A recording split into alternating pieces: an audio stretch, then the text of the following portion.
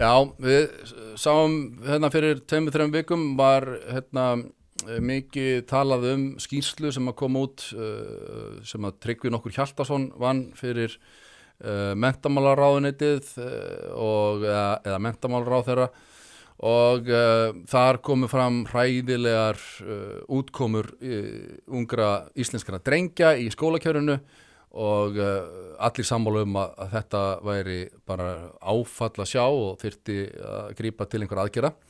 En það að sjálfsögðu einhverjir sem að hafa ýmislegt við þetta athuga og feministar eða konur í fræðasamfélaginu hafa núna tjáð sig það að 17 milljón króna greiðsla fyrir þessa skýrslu vekur hneykslan eins og vísir.is greindi frá.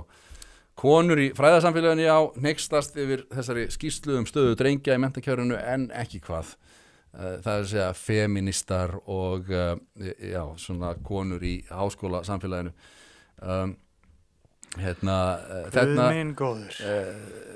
Það Heiður Hrund Jónsdóttir, félagsfræðingur hjá Háskóla Íslands sem segir á Facebook: af hverju drengi fara síður í langt háskólanum en stúlkur? Hér maður sem fekk cirka 1 milljón á mánuði í 1,5 ár fyrir vinnu sem að tók hann 1 til 2 klukkustundur á dag að sinna, vinnu sem að hann hefur ekki hlotið menntun til að sinna. Gæti það verið partur af svarinu? Segir Heiður Hrund Jónsdóttir, en hún hefur verið gagnrýnin á skýrsluna og vinnubröðu kringum hana frá því hún kom út í júní og kynnt á blaðamannafundi.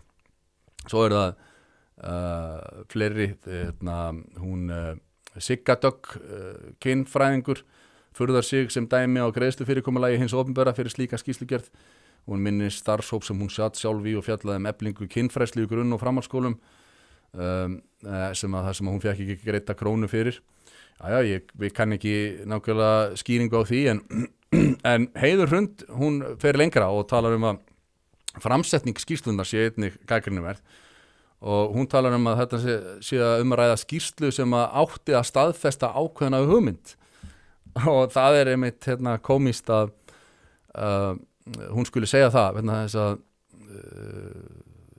ritgerðir, rannsóknir og skýrslur sem að koma úr kynjafræði úr félagsvísindadeild Háskóla Íslands eru einmitt því marki brendar meir og minna allar. Hún þekkir handtökin að þannig skýrslum. Já, þar einmitt veru vinnubröðin ávallt þannig að það lagt af stað með ákveðna hugmynd sem á að staðfesta og það stóri gallinn við kynjafræðina í heild sinni og hún þekkir þessi vinnubröð eins og hún segir.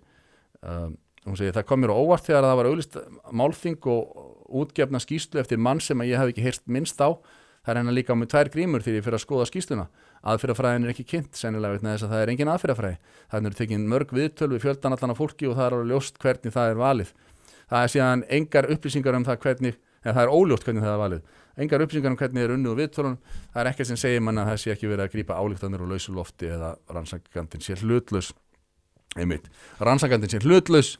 Það aftur eitthvað sem að við höfum afskaplega lítið séð til úr kynjafræðinni að rannsakendur séu hlutlausir þar. Ekki reyna að komast að ákveðnum niðurstöðum einmitt. Það einmitt kynjafræði nefnendur eða kynjafræðingar eru upp til hópa bara hreinlega eins og ég segi bláhærðir aktivistar sem að eru langt frá því að vera hlutlausir og en hún veltir því þetta fyrir sig hvort að vinnan hafi ekki verið óþörf, farið það að vera að stað með ákveðna hugmynd og hlutar skýrsluna sé aðeins að staðfesta þá hugmynd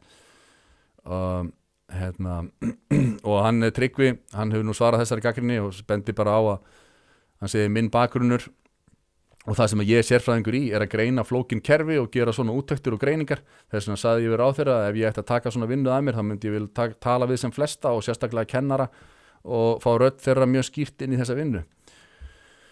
En það var auðvitað heimildin sem að birti fyrst þessa gagnrýni feministana á sjokkar. Það kemur út skýrsla slæma stöðu drengja. Við getum ekki setið bara þegjandi og hljóðalaust undir því Við erum einhvern veginn að snúa þannig að þetta sé eitthvað feðraveldið og konur ekki að fá nóg borgað og what?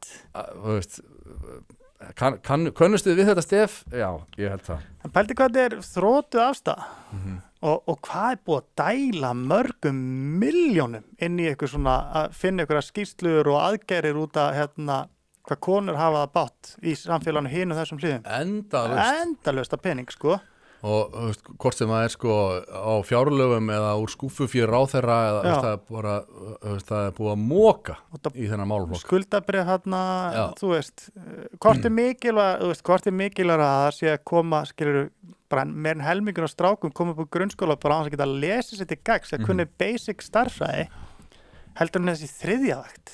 Akkurat, einmitt þriðja vaktin sem að er sko algjörlega mjög vafasöm kenning sem byggir einmitt bara á stæku karlhatri og einhvern veginn að sundra kynjunum en þetta er alveg sturla sko. En þetta byggir á raunverulegum tölum árangri drengja sem að er sko öllum ljósa er sko undir öllum þeim viðmiðum sem við eigum að geta sætt okkur við og ætti að vera sko fyrir allt samfélagið, konur og karla ætti það að vera mikilvægt að drengir geti lært að lesa sér til gags til dæmis en fyrir feminista, nei, það er ekki vandamál